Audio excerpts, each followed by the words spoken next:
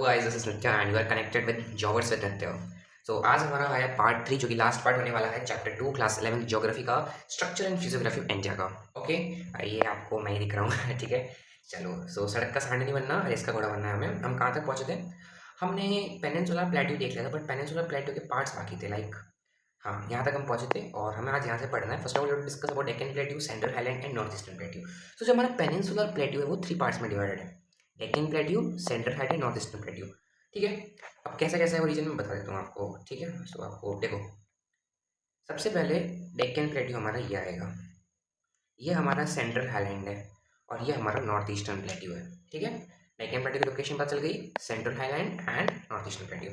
Okay, moving forward, this is bordered by Western Ghats in the west, Eastern Ghats in the east, Satpura, Michael Range, Mahadev Hills in the north. Western Ghats are locally known by different names as Sayadri in Maharashtra, Nilgiri Hills in Karnataka and Tamil Nadu, Anaimanai Hills in and Kardamam Hills in Kerala. Okay, बताऊंगा हमें क्या है। Western Ghats are comparatively higher in elevation and more continuous than Eastern Ghats. Their average elevation is 1500 meter with height increasing from north to south. Anaimodi is the highest peak of Peninsular Plateau. Is located on the Anaimani Hills of the Western Ghat followed by Doda Beta. ये याद रखना है, Anamudi highest peak है पूरे south India की, जो कि हमारे अनाईमनी हिल्स पे आई हुई है वेस्टर्न घाट के अंदर, और डोडा बेटा नीलगिरी हिल्स के ऊपर। Okay, most of the peninsular reverse have their origin in the western Ghat. Eastern Ghat, comprising discontinuous and low hills, are highly eroded by rivers such as Godavari, Krishna, Kaveri, etc.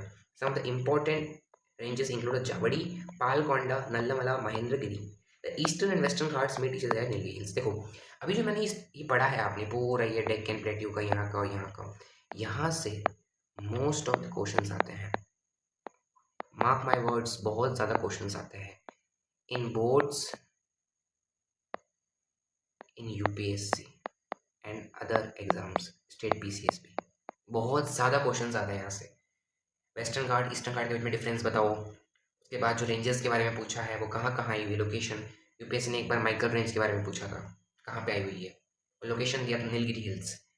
सही है क्या? Michael range Nilgiri hills में आती है, नहीं आती है? ठीक है, हम देखते हैं, इजीली देखते हैं, कोई दिमाग में स्ट्रेस तो लेना ही नहीं है।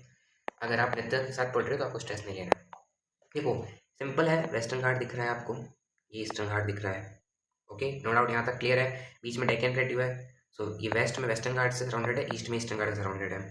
अब जो वेस्टर्न घाट है उसके हर स्टेट में अलग अलग नेम है। सो महाराष्ट्र के अंदर उसका नेम हो जाएगा सह्याद्री। क्या हो जाएगा? सह्याद्री हो जाएगा।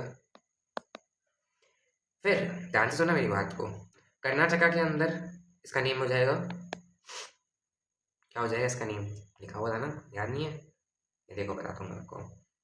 कर्नाटका के अंदर इसका नेम हो जाएगा सह्याद्री महाराष्ट्र, नीलगिरी इन कर्नाटका एंड तमिलनाडु। ओके, नीलगिरी इन महाराष्ट्र, नीलगिरी कर्नाटका, और तमिलनाडु के अंदर भी याद रखना, नीलगिरी ना केवल कर्नाटका में बल्कि तमिलनाडु के अंदर भी आती है। और केरला के अंदर इसका नाम होगा नीलगिरी। केरला के अंदर इसका नाम नीलगिरी, नीलगिरी भी आती है केरला में, और अनाईमलाई, अनाईमलाई बहुत इंपॉर्टेंट है। और यहाँ पे इसकी हाईएस्ट पिक देखो, मैं बता देता हूँ आपको। ठीक है, एक मिनट, इसकी हाईएस्ट पिक देखो, अनाईमलाई है, इसकी हाईएस्ट पिक है अनाईमोड़ी। याद रखना है, साउथ इंडिया की हाईएस्ट पिक है। और वेस्टर्न घाट की भी हाईएस्ट पिक यही है, 2695 किलोमीटर की है। इसके बाद जो पिक आती है जो कि हमारे नीलगिरी के अंदर सिचुएटेड है, उसको कहते हैं डोडा बेटा। डोडा बेटा की हाइट है 2637 मीटर। नंबर्स याद नहीं रखना है, बस इतना पता होना चाहिए कि अनाईमोड़ी फर्स्ट पे आता है, डोडा बेटा सेकंड पे आता है। ठीक है, अगर ईस्टर्न घाट की सबसे हाईएस्ट पिक है तो वो आती है हमारी यहाँ पे उड़ीसा के अंदर, ये महेंद्रगिरी, 1501 किलोमीटर की। ओके, 1 मीटर की, सॉरी 1501 मीटर की। Got it? यहाँ तक बातें क्लियर हो गई आपको? बहुत ईजी है। दूसरा, वेस्टर्न घाट की हाइट बहुत ज़्यादा है, इसकी हाइट बहुत ज़्यादा है as compare to Eastern Ghat. Okay, Western Ghat continuous बहुत है, मतलब एकदम फ्लो के अंदर, ऐसे नहीं है कि यहाँ से टूटा हुआ है, यहाँ से टूटा हुआ है, यहाँ से टूटा हुआ नहीं। क्योंकि आप खुद ही सोचो ना कि वेस्टर्न घाट पे जो बारिश होती है, यहाँ पे वेस्टर्न घाट पे जो बारिश हो रही है, ठीक है, बारिश हो रही है, तो उसका पानी कितना डिस्टेंस कवर कर रहा है? बस इतना से तो कर रहा है। तो क्या ये बारिश, जो ये नदियाँ होती है यहाँ की, बहुत छोटी छोटी माइनर रिवर्स है, क्या आपको लगता है ये वेस्टर्न घाट को इरोड करेगा? बिल्कुल नहीं। ईस्टर्न घाट में अगर जाओ, देखो यहाँ से गोदावरी ओरिजिनेट हुई, यहाँ से कृष्णा और यहाँ से कावेरी।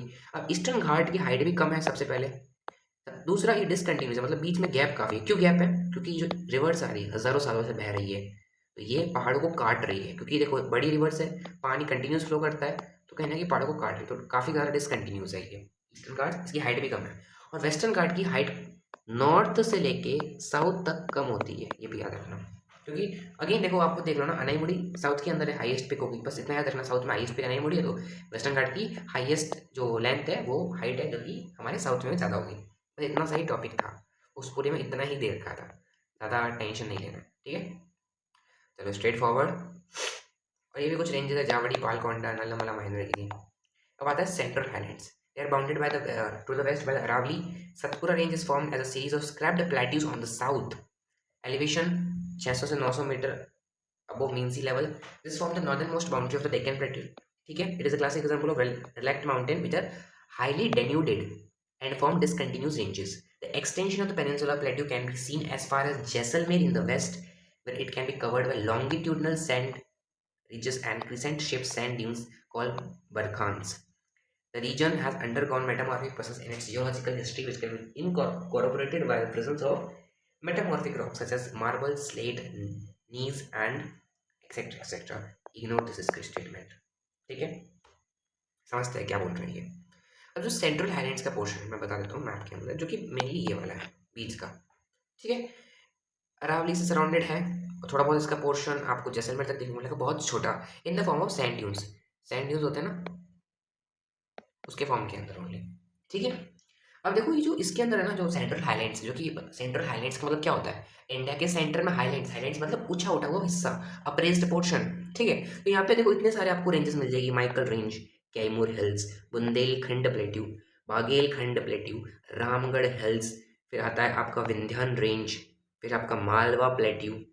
आप समझ रहे हो, मतलब सेंटर के अंदर इतने सारे प्लेट्यू है, इतने सारे अप्रेज्ड पोर्शन है, इसलिए इसको कंबाइन हम कहते हैं central highlands. As simple as it is, इससे ज़्यादा कुछ ध्यान में नहीं रखना है, ठीक है। इसकी एलिवेशन मैंने आपको बताई है, it is around 600 to 900 metre. ये थोड़ा याद रखना, कभी कभी पूछ भी लेते हैं, ओके।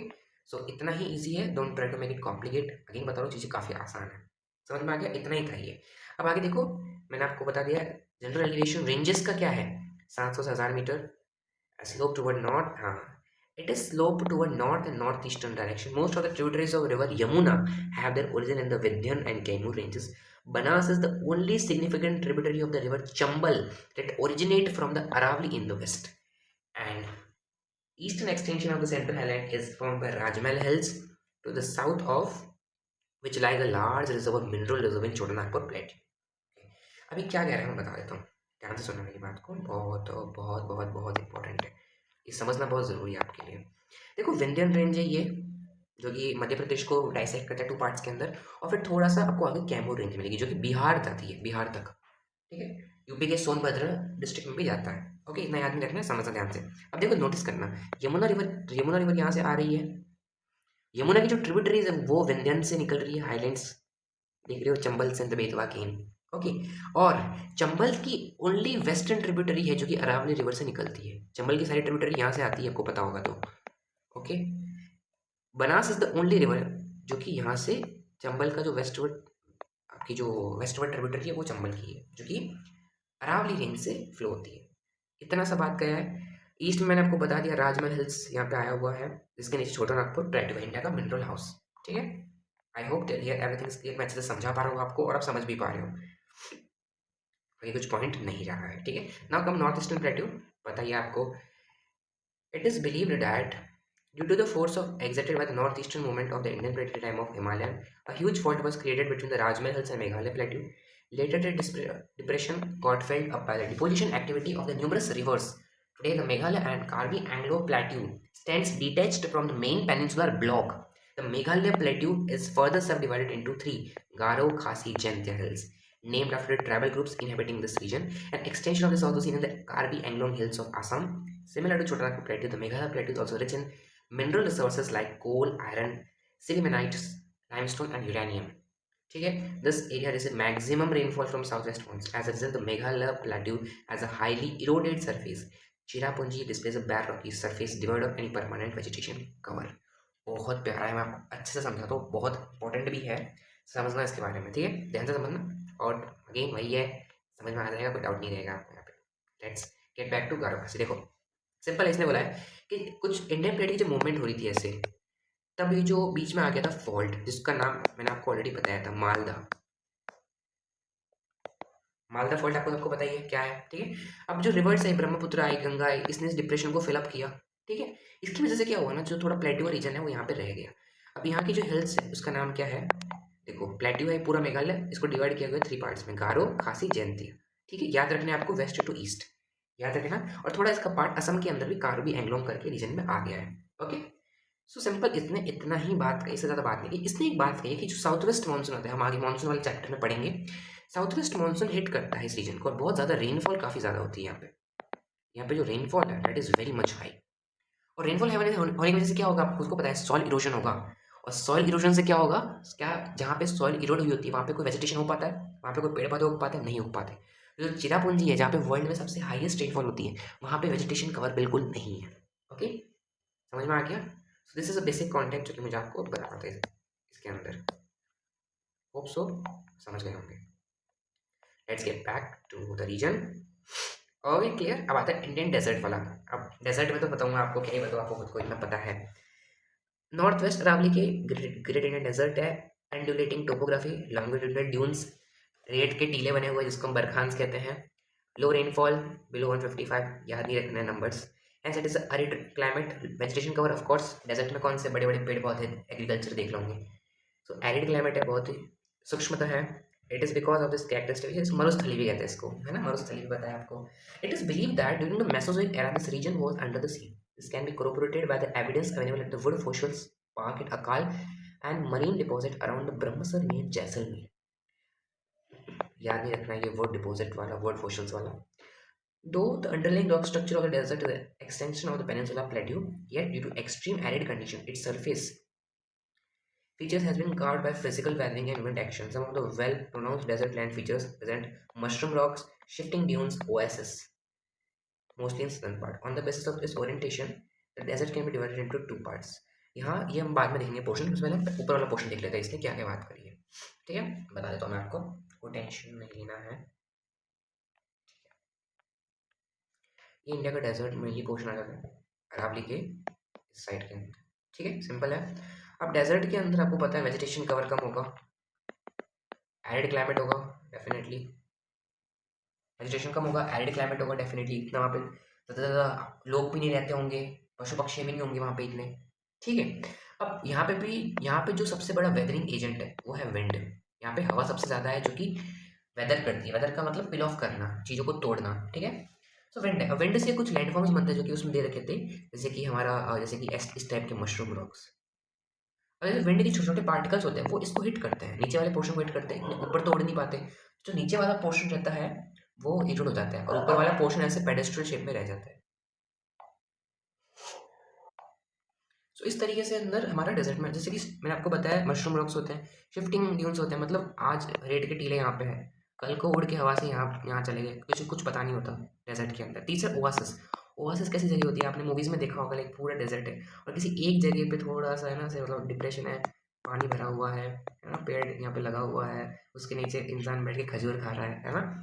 सब ओआसिस होता है, वो भी हम आगे लैंडफॉर्म्स वाले चैप्टर में पढ़ेंगे, ओआसिस कैसे बनते हैं, क्यों बनते हैं, कहाँ कहाँ हैं, ठीक है। तो ये भी हम डिस्कस करने वाले हैं, तो इसका भी आपको बिल्कुल नहीं लेना है, स्ट्रेस नहीं लेना है, ठीक है। यहाँ तक क्लियर हो गया बात को, ओके। यहाँ तक पढ़ते हैं। तो 2 पार्ट्स में डिवाइडेड है, northern part is sloping towards Sindh and southern part towards Rann of Kutch. Most of the region have the ephemeral, ephemeral मतलब टेम्पररी, टेम्पररी मतलब परमानेंट नहीं। जो वहाँ के को डेजर्ट के अंदर कोई भी रिवर्स पूरे साल तो नहीं बहेगी ना, सिर्फ बारिश के टाइम में थोड़ी बहुत रिवर बहती है। इसको एक इंपॉर्टेंट रिवर है लोनी रिवर, ठीक है। ये देखो Luni river flowing in the southern part of the desert, significance है। बस बारिश कम, इवोपोरेशन ज़्यादा होता है क्योंकि गर्मी ज़्यादा है, टेम्परेचर बहुत ज़्यादा रहता है, तो इवोपोरेशन रेट ज़्यादा है और इस वजह से वाटर डेफिसिट रीजन है, पानी की कमी रहती है यहाँ पे, आपको पता होगा नॉर्मली वो तो, ठीक है। अब इनलैंड ड्रेनेज को हम पलाया भी कहते हैं, जैसे कि एक डिप्रेशन है डेजर्ट में, कुछ नदी छोटी सी यहाँ पे आई, छोटी सी यहाँ पे आई, मतलब वो समुद्र में गई ही नहीं नदी, ना ही किसी बड़ी नदी में गई, ना ही किसी लेक में गई, एक छोटा सा लेक बना दिया अपना, पलाया लेक बोलते हैं उसको डेजर्ट के, ये भी लैंडफॉर्म आता है आपको। तो उस पलाया लेक के अंदर जब पानी एकदम से इवोपोरेशन होकर ऊपर उड़ जाएगा तो उसके नीचे सॉल्ट कंटेंट रह जाएगा, जिससे हम जो कॉमन सॉल्ट होता है NaCl उसको ऑब्टेन कर सकते हैं वहाँ से। तो this is basically the feature of desert. Coastal plains, geomorphological, western coastal plain, eastern coastal plain, western coastal plain as an example of submerged coastal plain, coastal plain क्या होता है? आपने सुना होगा द्वारिका नगरी, जो कि आज पानी के अंदर विलुप्त हो गई है, ठीक है? तो ये कैसे हुई मैं बताता हूँ आपको। बिकॉज ऑफ इट्स समुद्र, it is a narrow belt and provide natural condition for the development of port and harbours like Kandla port हो गया, मजागांव, जेलन port, Nhava Sheva, Marmagao, Mangalore, Cochin et cetera, some of the important natural ports on the western coast, extending from the Gujarat coast in the north to Kerala coast in south. Western coast may be divided into various divisions: Kutch और Kathiawar coast, Konkan coast in Maharashtra, Goan coast Goa पे, Malabar coast in Karnataka and Kerala. The western coastal plain are narrow in middle and get broader towards north and south.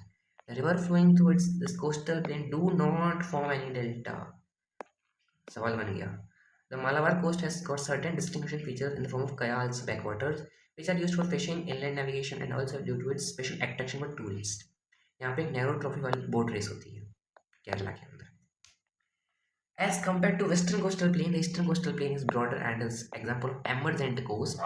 There are well-developed deltas here formed by rivers flowing eastward into Bay of Bengal.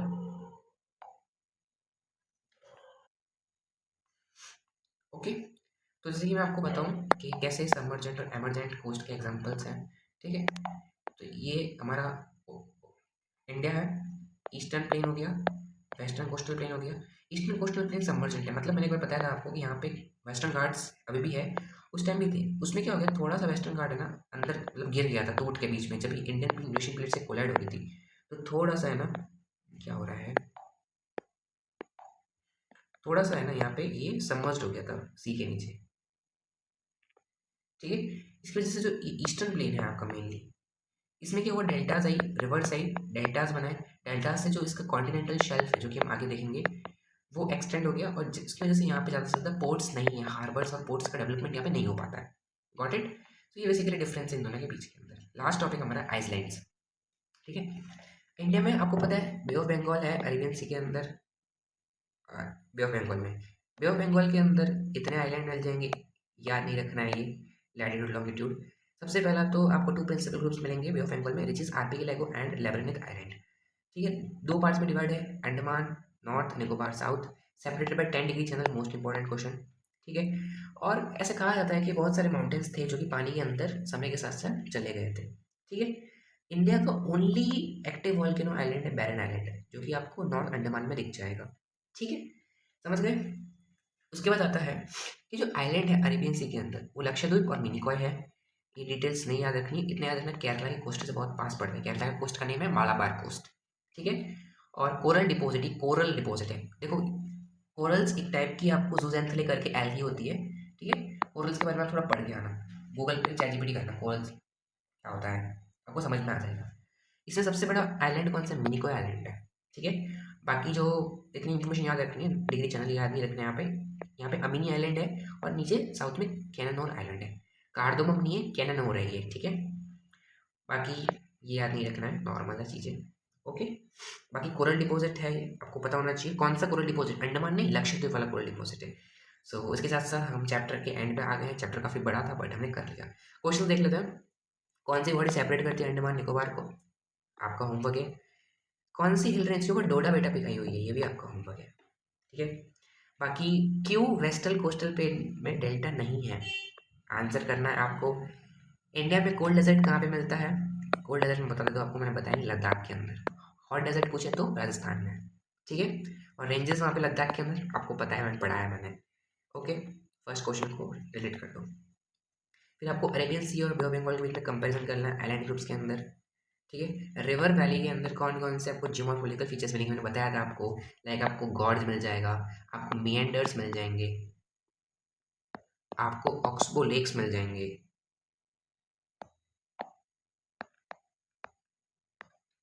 ठीक है? आपको sand bars मिल जाएंगे, आपको braided channels मिल जाएंगे, और भी बहुत सारे आते हैं जो कि हम चैनल मॉर्फोलॉजी में समझेंगे, ठीक है? ताकि इस क्वेश्चन को भी कट कर लो. So from this we have come to the end of our session. Hope so आपको अच्छा लगा होगा. सेशन को सब्सक्राइब कर देना, लाइक कर देना, शेयर कर देना. सबसे इंपॉर्टेंट है, अगर कभी भी आपको डाउट हो चैप्टर के अंदर तो सेशंस को फास्ट फॉरवर्ड करके देख लेना. So all the very best to all, see you. कल मिलता है एक न्यू टॉपिक के साथ.